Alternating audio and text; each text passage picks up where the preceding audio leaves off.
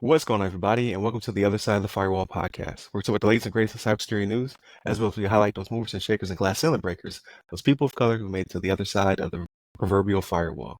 My name is Ryan Williams, and as always, I'm joined by Shannon Tynes. What's up? What's up?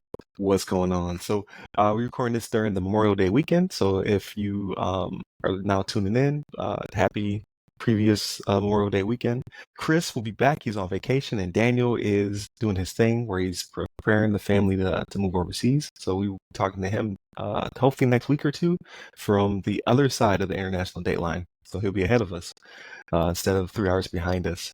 With all that being said, please continue to tune in throughout the week. So Monday and Tuesday are topics, Wednesday discussion, Thursdays Ask the CISSP. This week will be Delisha Hodo from the SANS Institute, and then Fridays everything else, movies, books, games, all that good stuff. But without further ado, I'll give it to Shannon. All right, everybody. So this article comes from PCGamer.com. It is by Jacob Ridley. The title of this one is "The World's Largest Chipmaker Could Flip a kill switch and remotely disable its machines in the event of an invasion." Right. So you think to yourself, okay, I got a kill switch on the chip maker. Like who is this chip maker and where are they located? Right. And when I tell you this, is going to make sense, right? If you pay attention to anything that's going on in the world, right? So it's TSMC, right? So TSMC is the Taiwan Semiconductor Manufacturing Company, right? So this is why it all makes sense, right? Because we know there's contention, or there's contention, I guess, with China, whether or not, Taiwan belongs to them and things like that. Both. Right. Right. You know what I mean? I guess that is right. Contention and contest. I don't know. I might have made that word up. You know what I mean? But it works. It does. It sounds right. Right. Like if I'd have kept moving and just gone by, it's confidence that gets you through. Right. That's how that works. But TSMC, they're the world's largest chip maker. Right. And so they produce, like, they're saying it's close to like, over the past few years, like 90% of the chips that are out there in the world. Right. That's what we live on. Right. In this day and age, we put chips in everything, right? Like we even have it to where chips are even put in those little, like those little Glade scent things. Have you seen this commercial where it's got like the chip in it and whatnot? No. It's crazy. It's crazy. Like chips are just going in everything now. It's ridiculous. But this is why they made it a point to advertise this. Like, hey, in the event of any type of takeover or anything that would deem it necessary, they have a kill switch that would be able to turn the chips off, and like their production would stop, right? Because they don't want it to fall into the hands of someone who may have nefarious intentions, right? So even though they do 90% of the chip making in the world right now, they also talk about their machine supplier, which is Dutch company ASML, who say that, yeah, because of this, like the machines aren't going to fall into hostile hands. And this is also one of the reasons. So like with everything that's going on in the world today, even though we don't talk about geopolitical or anything like that, this is why we actually had the Chip Act a couple years ago, right? So I don't know if you guys remember this, but the Chip Act was when the American government was like, hey, we will pay you to start manufacturing plants here in the United States, you know what I mean? Just in case, some things happen. Because this contention with Taiwan and China has been going on for several years, right? This is not new news. It's been something that's been going on. It's getting bigger and bigger, right? So with the CHIP Act out there's billions of dollars, you know what I'm saying, that the United States government is like, hey, we're going to pay you money. And this is the companies like Samsung, Intel, TSMC, you know what I mean? They're benefiting from this for the billions of dollars. And in the CHIPS Act, like it's been reported before, Samsung's poised to receive about $6 billion in federal funding. TSMC, which is who we're talking about now, set to secure about $5 billion, right? And Intel could receive as much as $10 billion. So these manufacturing facilities that they're building in the United States, like there's money that goes behind these, right? And if something were to happen for whatever reason, right? And let's just say TSMC over there in Taiwan, something does happen, right? Even if it's a natural disaster, even, right? To where all of a sudden they just can't do anything. We're trying to set it up. The United States government is trying to set it up to where we have the facilities here for manufacturing, and the game just keeps going. I shouldn't say the game, but the production keeps going, I should say, right? So This is something that when you think about it, you're like, man, this is kind of crazy that you guys have a kill switch, because whenever you hit kill switch, like it automatically goes to, the detrimental side of it, right? Like, what do you mean kill switch? Like, if you don't like something we did, you're gonna turn all our chips off. You know what I mean? That's not what they're saying here. But it is something they wanted to put out there, right? Because again, with everything that's going on in the world, this may become necessary at some point in the very near future. I mean, you hope not, but the way of the world and how things are going, I mean, you're more inclined to take the higher percentage. If you were a gambling man in Vegas, you'd be like, yeah, this is a good thing because I know within this amount of time, this is what's going to happen. But yeah, they put it out there, they advertised it. And again, this is why the CHIPS Act from, I want to say it was 2022, it was like 2 years ago. When the CHIPS Act came and passed, this is one of the big reasons behind it, to prevent whether it be that everything falls into hostile hands or production just stops all of a sudden. We're able to keep going forward with production facilities in the United States. But Ryan, what's your thoughts on this? Absolutely. So please like, share, subscribe, leave us a rating. We're trying to hit up to 500 subscribers on YouTube, 1,000 by the end of the year.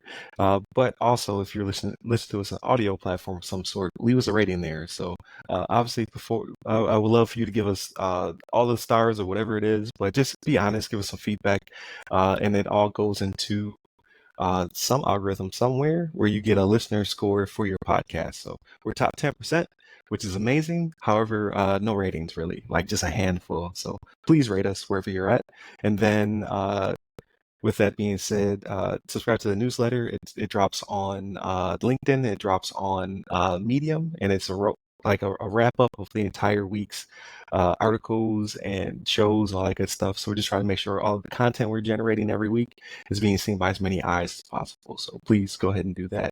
But yeah, back to the topic. So yeah, when I initially read the topic, I saw kill switch, and I was like, they're gonna shut off my PC. You automatically think like, yeah, because the only reason I know about TSMC is because like obviously it's on a PC publication, but they make all of the chips that go into graphics processing units, PlayStations, pretty much everything.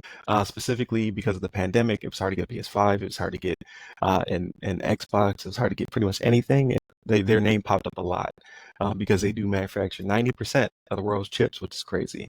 But yeah, you never think about like, okay, this is in a region because of labor and materials and all that good stuff is placed there for a specific reason. But Taiwan is always, having to worry about invasion from China. So, and with all of the current political stuff that's happening, with them not be able to get a hold of GPUs and AI and stuff like that, like the U.S. is doing a lot of work to make sure China doesn't beat us in the AI race, or use it for nefarious reasons and things of that nature. So they might be hungry for this. They might be like, we want one of those machines, but it's good to know that they can just flip a switch and cut it off.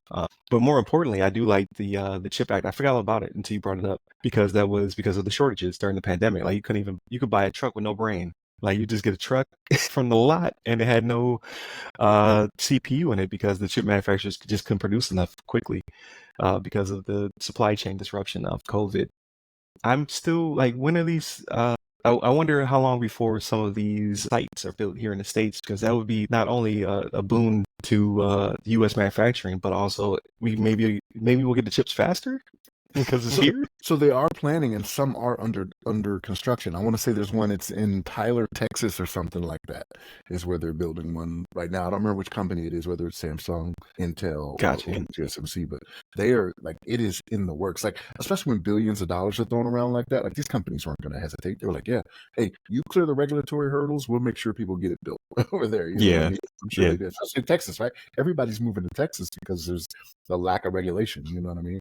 Florida is soon to follow in other ways. yeah. They stripping everything So, out here in Florida. They're making it very cozy for anybody to make anything they want to, yeah. whether it's good or bad for the environment. But yeah, that would be awesome if they did bring a plant here. Like the only chip manufacturer I've seen in the States was when I was in Idaho. They have Micron. Micron's in it's between Mountain Home and Boise. You drive past it when you're going from one to the other.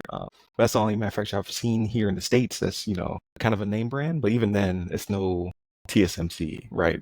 So it will be interesting to see what the future holds. It's good to know that we have, or at least that manufacturer has a backup plan in case that were to happen. It's unfortunate that it has to, exist, but again, with contention to things of that nature, like who's to say within the next 4 or 5 years, China doesn't try to make a run on Taiwan. They're doing exercises right now called punishment exercises because the new president was elected, and they don't like that because they're like, we have a president for you.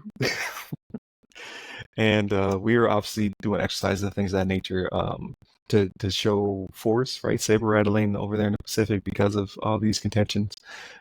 So it would suck if we were unable to get a hold of these materials. So it's good to see, not only from just an inconvenience standpoint, but also from cybersecurity and others standpoint as well. Like the disruption this type of supply chain will cause all types of issues. And we're trying to get to the other side of it right now where we're actually branding IoT devices and things of that nature to show you that, no, this is safe. But with scarcity comes, I guess, desperation. So all those initiatives would be on hold if we're unable to receive 90% of the world's chips because of these machines. So there's a lot of implications that just because these machines exist in that territory. So yeah, we need to get at least one of these, if not more, in the States. I don't even know how many. Like when I think in my mind, I would think, oh, like it's a warehouse full of these machines. But the pictures only show you like these humongous dump truck size machines. It might only be a handful, and that's it.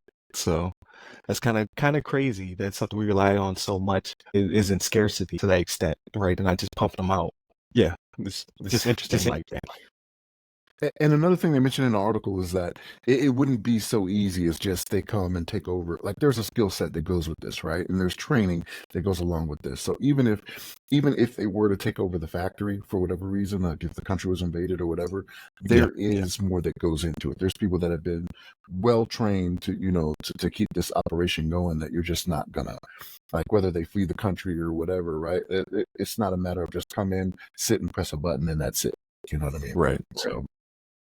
Yeah. Yes, I mean that's scary for those people because they're gonna take the people too. That's They're true. part of the machine now. The thing is, when you think about this, and when you see this in other countries, like whenever the invasion is coming, it very seldom is it that you don't know it's coming, right? Like there's usually some type. Oh yeah, it's gonna ramp up. Yeah. So these people may have already evacuated the country anyway, right? Like if they're in a position where they're working in one of these factories and they're highly trained, my thinking behind it, right? And it could be wrong, it could be dumb of me to think this way, but is they're probably a little bit more well off to where they can get out of the country if need be, right? Like they can flee the country. They had the means to do so. You know what I mean? So they may not just be sitting there like, I don't know where to go. Right.